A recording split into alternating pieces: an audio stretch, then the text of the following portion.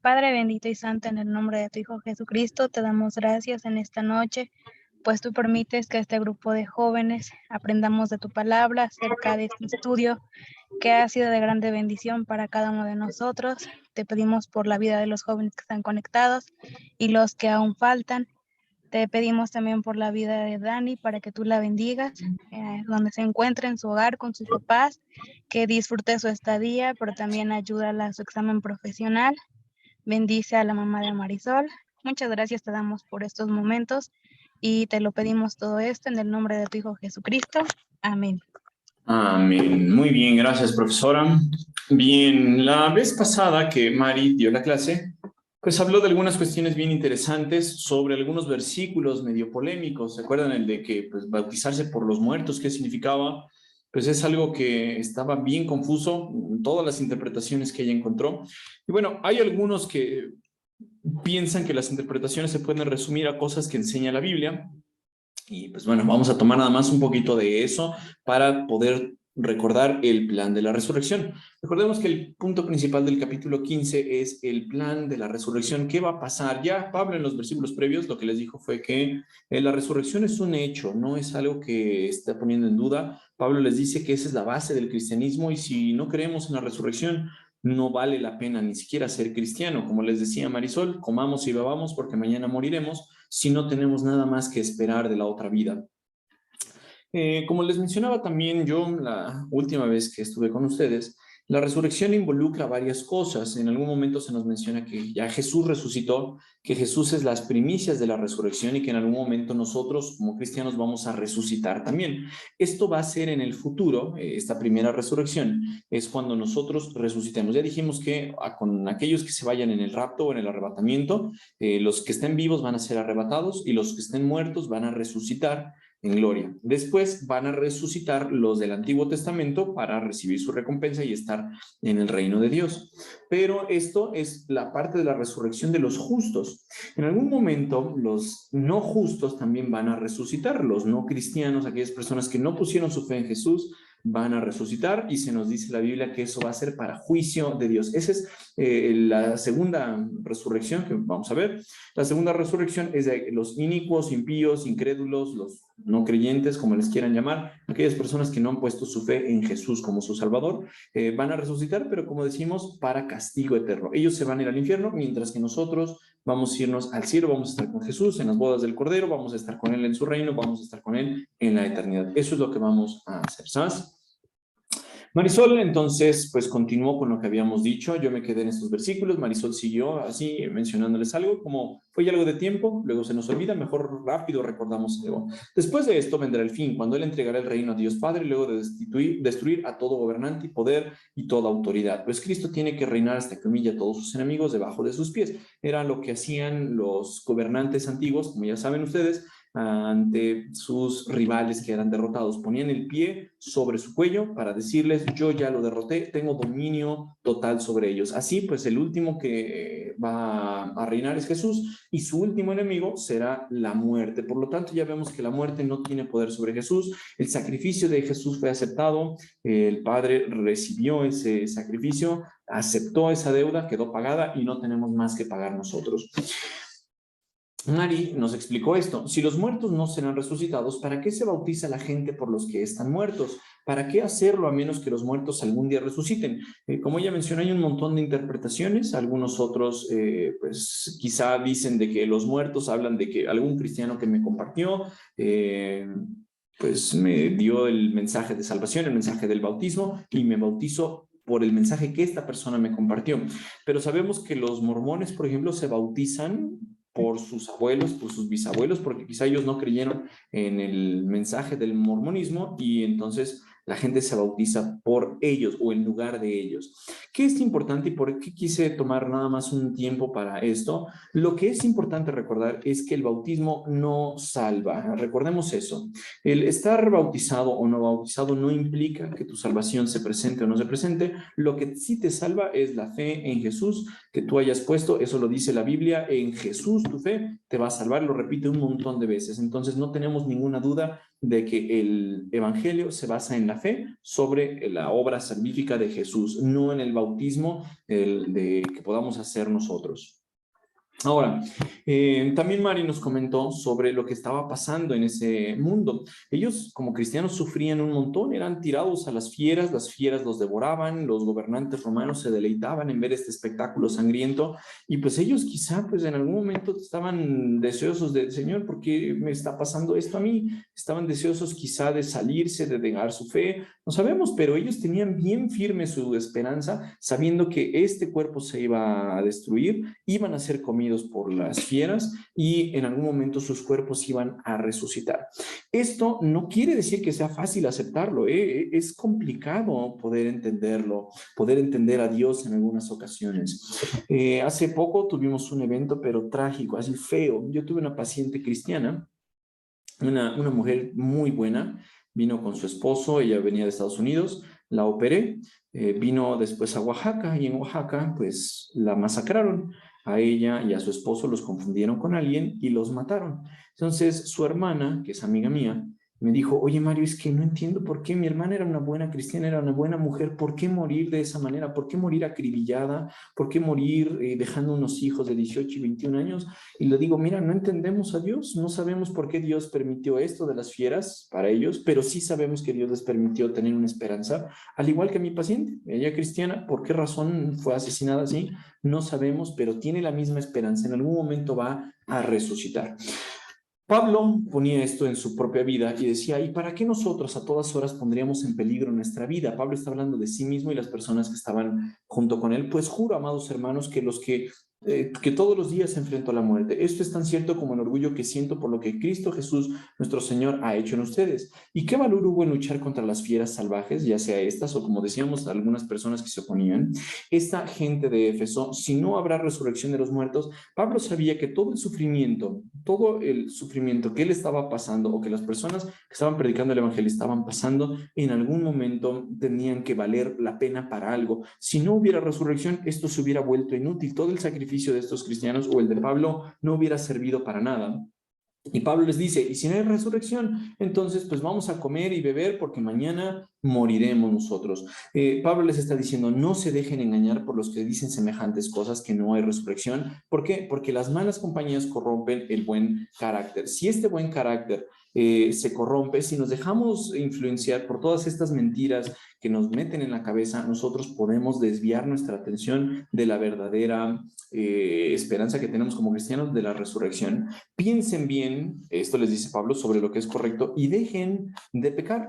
Nuestra vida, como les decía Marisol, debe reflejarse en algo diferente y la gente debe saber que nosotros tenemos esperanza en la resurrección si dejamos de pecar, si nuestra vida es diferente. Pues para su vergüenza, les digo que algunos de ustedes no conocen a Dios en absoluto. Con esto se quedó ella, con esto les mencionó que algunas personas quizá profesaban creer en Jesús, pero en realidad Pablo les dice, ustedes no conocen a Dios, ni siquiera como la mitad. Pablo les está diciendo, para nada, en absoluto ustedes conocen a Dios, no están con una relación estrecha con él, aunque ustedes piensan que sí.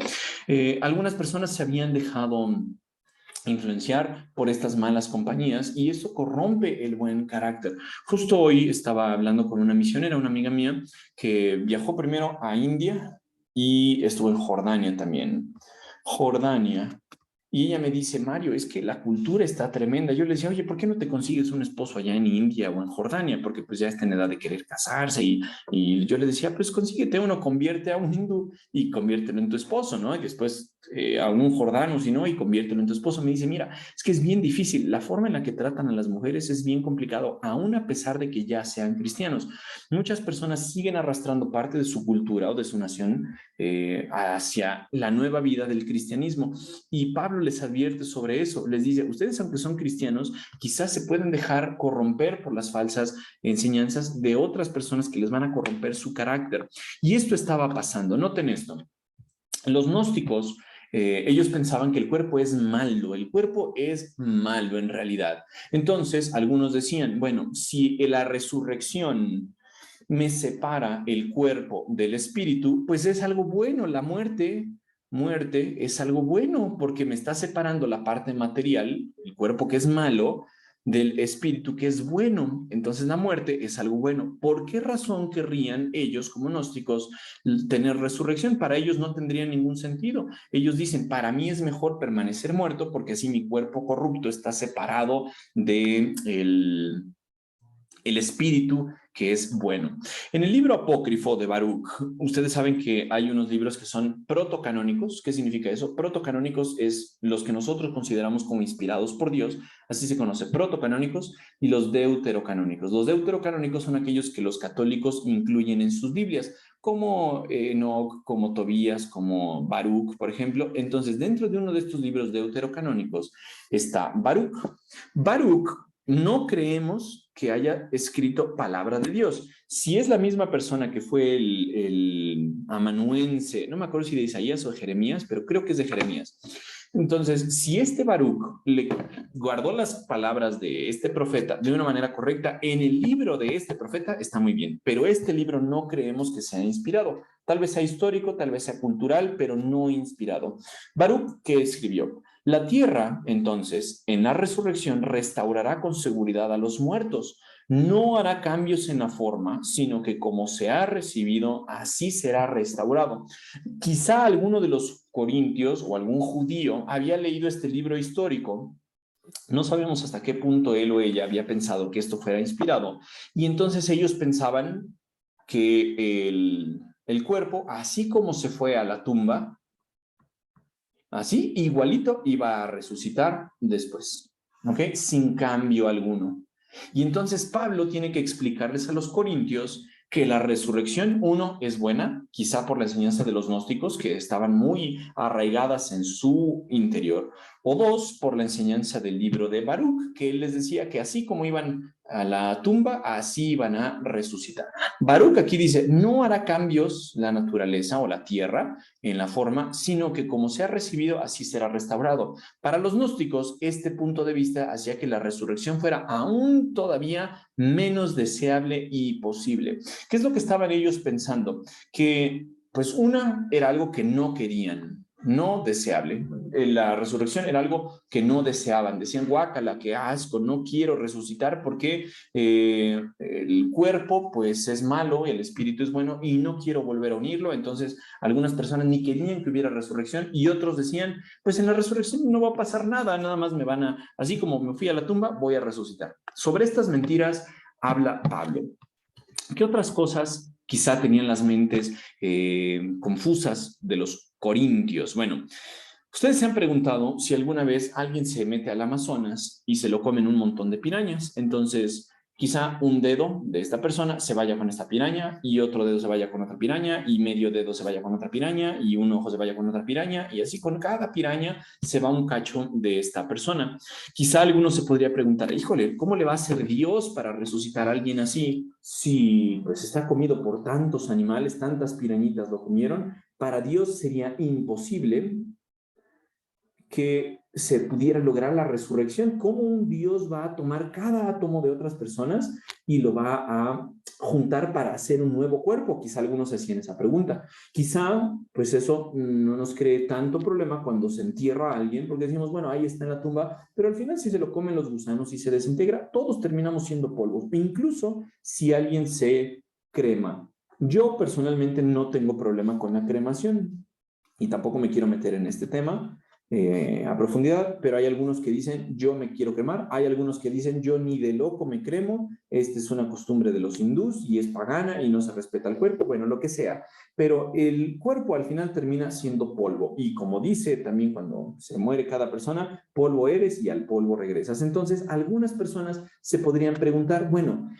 ¿para qué querríamos nosotros resucitar si el cuerpo es malo, es algo indeseable? Y si Dios no es el Dios que dice ser, si Dios no es un Dios capaz, pues va a ser imposible que junte cada átomo de nuestro cuerpo y nos resucite para hacer esto que les comento, que quizá algunas personas dicen como Baruch, ¿no? Que así como se mueren, van a resucitar.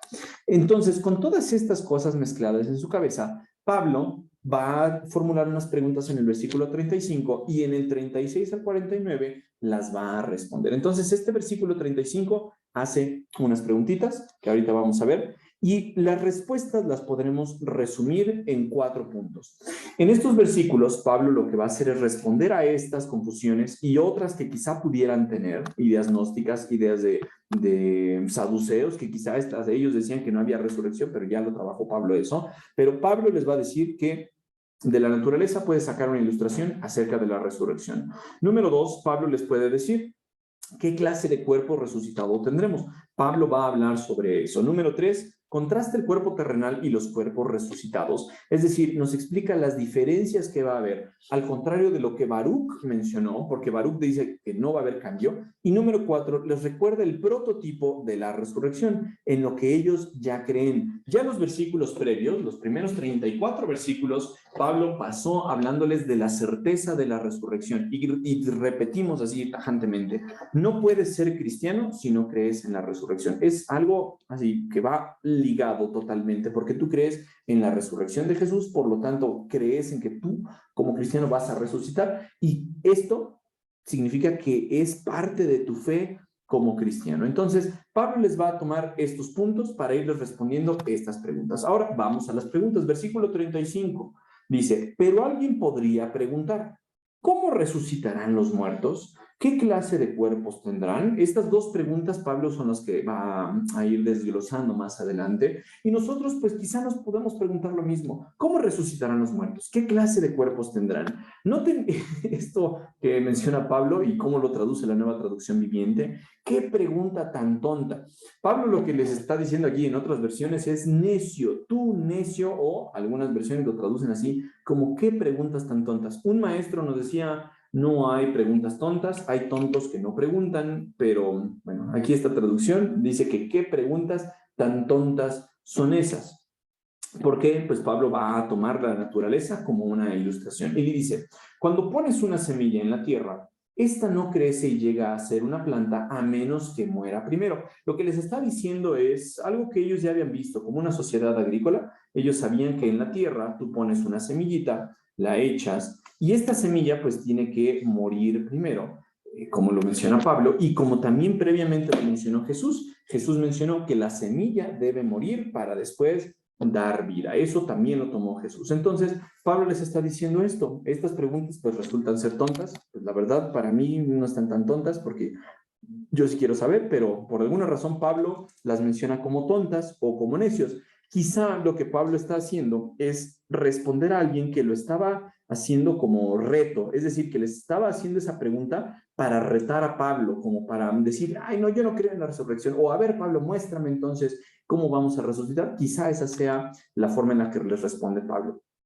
Versículo 37 dice, y lo que pones en el suelo no es la planta que crecerá, sino tan solo una simple semilla de trigo o de lo que estés sembrando. Pablo les está diciendo, tú lo que estás poniendo aquí en la tierra es algo diferente a la planta. No tomas la plantita y la metes acá. Lo que vas a meter es una semilla que después nos va a dar el trigo o la planta que uno quiera. Pero noten esto, interviene Dios aquí y les dice, Dios le da el cuerpo nuevo que Él quiere que tenga. De cada clase de semilla crece una planta diferente. Ustedes ya saben que al tener una plantita de mostaza, pues esperamos una planta de mostaza. Al tener un frijol, esperamos una planta de frijol. Al tener una de avellanas, pues va a crecer una planta de avellanas. Así es como Dios le va dando, como Él quiere, el cuerpo que desea a cada planta. Bueno, Pablo les dice, también hay cuerpos en los cielos y cuerpos sobre la tierra. Desde aquí, Pablo está marcando algo diferente y les está diciendo, lo que Baruch quizá les transmitió es falso, porque hay cuerpos aquí en esta tierra y cuerpos en el cielo. Y estos cuerpos son diferentes, ¿ok? Eso ya nos está diciendo Pablo. La gloria de los cuerpos celestiales, es decir, de estos que están arriba, es diferente de la gloria de los cuerpos terrenales. Nuevamente Pablo les está diciendo, estas son cosas que no son iguales, son cosas diferentes, el cuerpo celestial y el cuerpo terrenal. Noten esto que menciona Pablo. Pablo menciona que este cuerpo tiene gloria y que el cuerpo terrenal también tiene gloria. Los dos tienen gloria, pero esta gloria no es igual.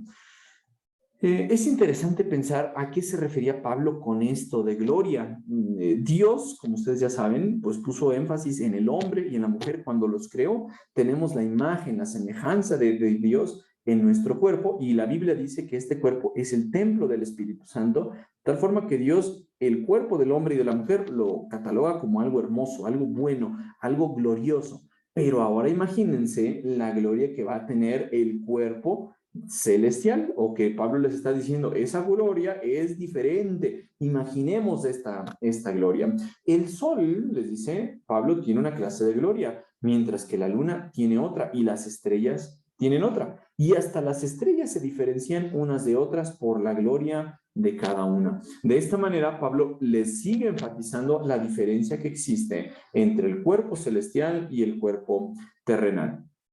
Y eso es lo que yo quiero que estemos pensando el día de hoy.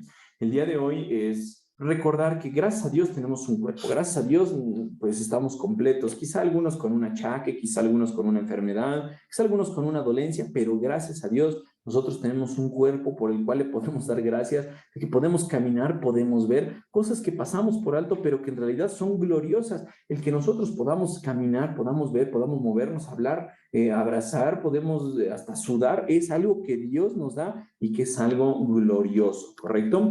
Pero Pablo les está diciendo, noten esto aplicado. Lo mismo sucede con la resurrección de los muertos. Cuando morimos, nuestros cuerpos terrenales son plantados en la tierra, es decir, se van al polvo, como ya sabemos, a través de ser enterrados o cremados o comidos por una piraña o en alguna explosión o quemados en una bomba atómica, no sé, al final terminan siendo tierra. Pero Pablo les termina diciendo una cosa, pero conjunción adversativa en la cual les cambia la manera de pensar, serán resucitados para que vivan por siempre. Aquí Pablo nos está recordando una cuestión.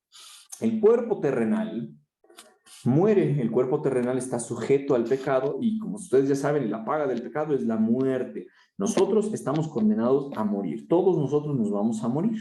Eso es algo que ya hasta lo vemos natural, pero después nosotros vamos a ser resucitados y nos dice la Biblia que vamos a recibir un cuerpo celestial, el cual no va a morir, es decir, no va a experimentar esto que el cuerpo terrenal experimenta. Por lo tanto, ya nos dijo algunas cosas. Nos dijo que la gloria es diferente y que también la permanencia de este cuerpo es diferente. Este cuerpo celestial va a ser eterno, no va a morir porque dice, vivirá para siempre este nuevo cuerpo. No vamos a volver a experimentar esta muerte porque ya no tiene poder el pecado sobre nosotros gracias a la obra redentora de Cristo. Nuestros cuerpos, aquí habla obviamente de los terrenales, son enterrados en deshonra, pero serán resucitados en gloria. En deshonra, incluso a pesar de todo el respeto que involucra un funeral o un servicio de que pues alguien se murió y pues se le viste, se le arregla de tal forma que pueda verse lo mejor posible, aún así Pablo les dice, se entierran en deshonra,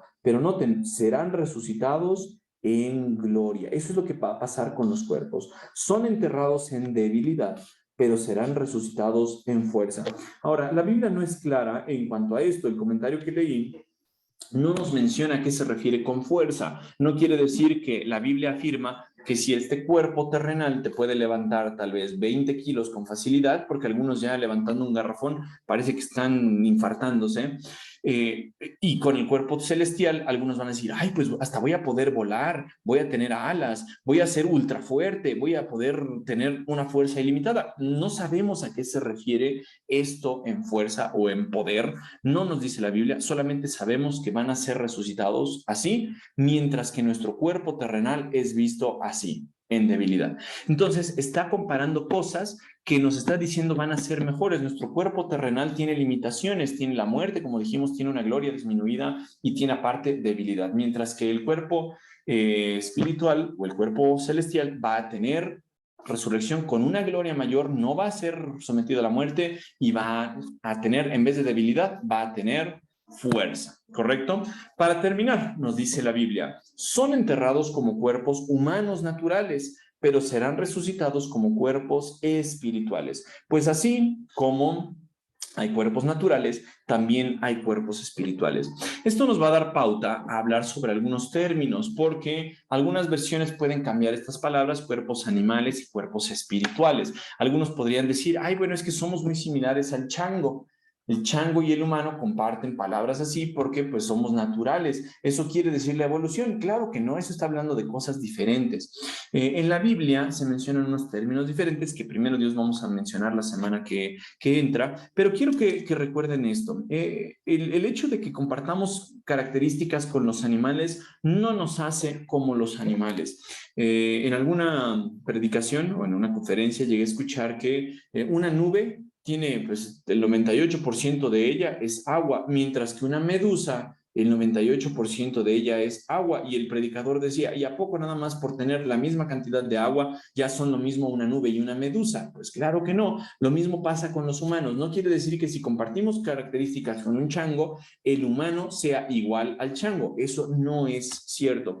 De lo que Pablo habla acá, más que nada, es del estado de nuestra naturaleza, ya sea pecaminosa, y nuestra futura naturaleza de cuerpos espirituales, que vamos a seguir viendo primero Dios la semana que entra. Pero mientras, ¿qué aplicación podemos sacar?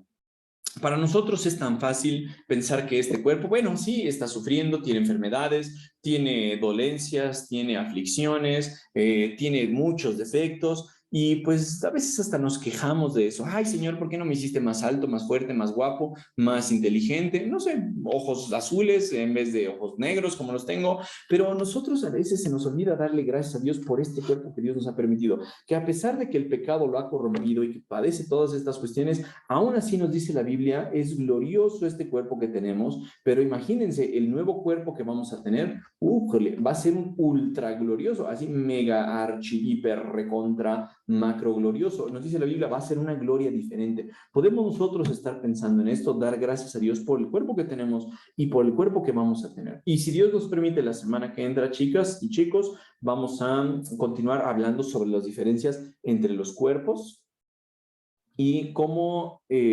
Pablo termina este capítulo para llevarlo a una aplicación tremenda. No sé si nos dé tiempo terminar la aplicación, pero el final, el último versículo de este capítulo nos lleva a una aplicación que les está diciendo, ustedes sigan siendo fieles porque hay esperanza en la resurrección. Sigan trabajando en la obra de Dios porque hay esperanza en la resurrección. Sigan siendo fieles porque hay esperanza en la resurrección. Y aunque quizá ustedes se pregunten, Señor, ¿por qué actúas tú de esa manera? ¿Por qué estás tú permitiendo que los cristianos mueran? ¿Por qué permitiste que como mi paciente pasara eso? ¿Por qué permitiste que alguien muriera en un accidente? ¿Por qué permites estas cuestiones? Saber que al final Dios sigue estando en control de ellos y que a estos cristianos en algún momento los vamos a ver en el cielo con un cuerpo resucitado, glorioso, que sí, sufrió las mordidas de los leones, sufrieron en ese momento, pero Dios sigue estando en control. No sé si hay hasta aquí alguna duda, chicos y chicas. ¿No? Creo que no. Excelente. Pues muy bien. Miren, ahí está la hija mía. Hija mía, Clarita, ¿puedes, por favor, despedirnos en oración? Claro que sí, Padre. Vamos a orar. Gracias. Dios, muchas gracias por este día, gracias por tus bendiciones y gracias porque nos permitiste estar aquí reunidas. Por favor, que todo lo que tengamos para esta semana sea para honrar y glorificar su nombre y permítenos vernos pronto otra vez. Cuida esta noche a cada uno de los que estamos aquí y a los jóvenes que faltaron también. En nombre de Jesús, amén. Amén. Muchas gracias, Clarita.